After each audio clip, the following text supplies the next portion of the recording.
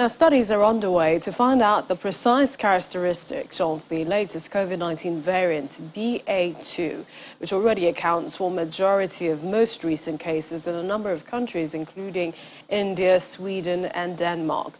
So far, experts believe the vaccines are effective and hospitalization levels apparently unchanged, but they say there is a possibility it might be more transmissible.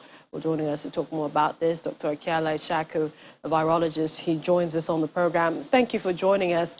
I'd like to begin. There is the suggestion by some experts on the new variants we're so far registering that there really is no cause for concern, or there is rather so much hype as nothing is certain yet about any of the variants. And we're talking about the IHU, the Omicron. Would you also say the same for the BA2? So thank you, Melissa, for having me. Actually, there has been increase in the number of cases of this subvariant. In the UK, there are 400 cases that were discovered. They were also discovered in India, in Singapore, and in Denmark through genomic surveillance and sequencing. What is quite key about this subvariant is that it does not bypass the vaccines that we have available. So we have the BA1, BA2, and BA3. The differences between BA2 and BA3 from the BA1, which is the Omicron variant, is that there are change in sequences of the amino acids. There has been increase in prevalence rate of the subvariant, but there are no increase in number of new cases, and also there are no increase in number of hospitalization due to this subvariant. So it does not call for too much panicking, but it calls that we need to be very active in terms of our genomic sequencing. Another thing, again, we should be a bit worried about the BA2 is that you cannot be able to dictate it through the normal real-time PCR.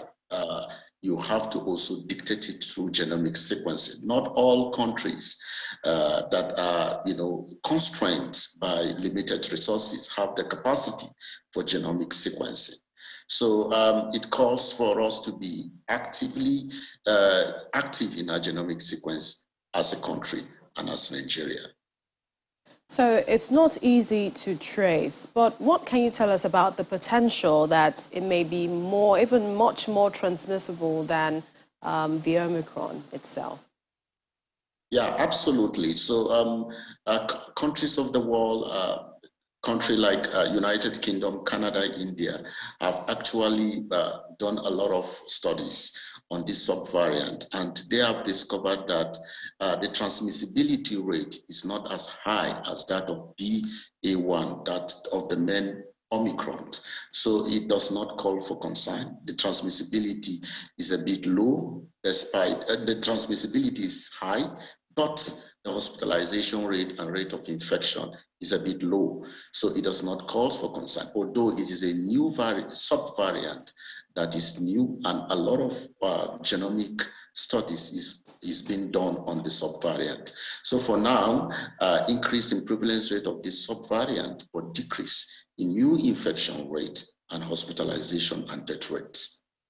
Also, we understand the BA2 has been nicknamed Omicron's little brother. Perhaps one other question is how you can actually differentiate the two. But I'd like to ask, to really discover variants, there needs to be continued genomic surveillance and sequencing, which allows detection. But is any of that taking place in Nigeria? And this is not to say we've registered any of these new variants, but then how often would you recommend that we also take part in observing and monitoring some of these variants? Absolutely, Melissa. We have the capacity for genomic surveillance in Nigeria.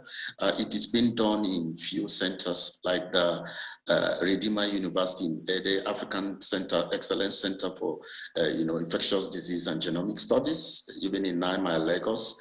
But genomic surveillance should be a daily activity. A lot of samples that we get from states that are positive, they should be logged into the central reference lab where most of these genomic surveillance are taking place. Melin said, I will recommend that every geopolitical zone, every state can also have a kind of a sequencing machine. This is because it is not only limited to COVID. We have a lot of issues of antimicrobial drug resistance on a high increase in our continent. So not only viruses mutate, also bacteria mutate, and also fungi and a lot of infectious agents. So I want to say that there is need for us to have more centers and begin to come up with genomic sequencing or genomic surveillance consortium. Melin said, I think we just need to also have, as a nation, the first COVID-19 national summit. We need to bring a lot of research that has been done and come together and discuss on the impact of this and what have we discovered, what lessons have we learned, and what is the way forward. So we need to come on a national discourse to have conversation and how we can also be able to include other infectious diseases.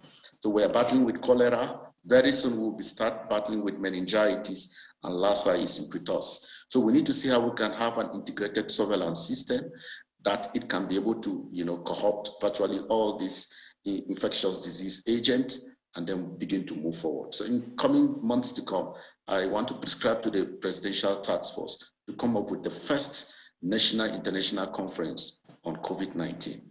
All right. We always appreciate your time on the program. Many thanks, Dr. Akiela Ishaku, as a virologist, joining us this evening. Thank you again. Thank you for having me.